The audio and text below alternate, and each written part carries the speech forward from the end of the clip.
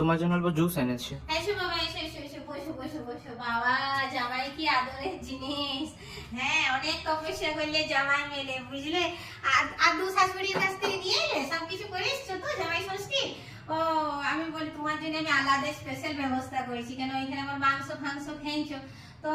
আমি তার জন্য, তোমার যদি পেট ঠান্ডা থাকে তাই জন্য কলার চিপস এনে রেখেছি। আর একটা তোমার কলাই ভেজে পেটকে খুব ঠান্ডা রাখে।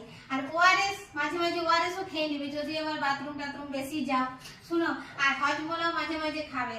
দেখো গ্লুকোজ এনে রেখেছি, গ্লুকোজ খাওয়ার কিন্তু কমই করো না। ছাঁচ, লস্যি সব কিছু এনে রেখেছি। এই গেলে তোমার জামাই ষষ্ঠী স্পেশাল। আর এতে আমি তোমার জন্য পান্তা ভাত আর তোমার অল্প পোস্ত বেটে দেবো। কেন, তুমি আমার সোনা জামাই, তো আমার বিটিকে কখনো কষ্ট দাও নাই। আমার বিটি তো অতি শ্রী নাম্বার বউ হতে পারে, কিন্তু আমার বিটির কথাতেই তুমি দুটি আরো বিয়ে করেছ, সেটি তো আমি ভুলবো না বাবা। তোমাকে আমি, তোমার খেয়াল রাখা আমার দায়িত্ব। শোনো,